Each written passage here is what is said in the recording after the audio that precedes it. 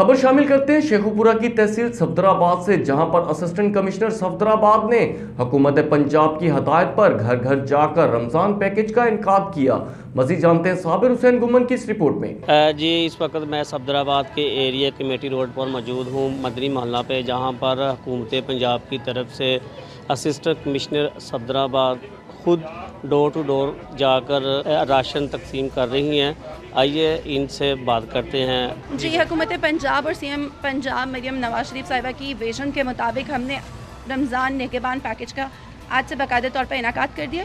Pilot testing کے دوران ہم نے آج 10 سے 15 لوگوں کو ڈسٹریبیوٹ کیا ایٹ دیئر ہاؤس ہولڈ۔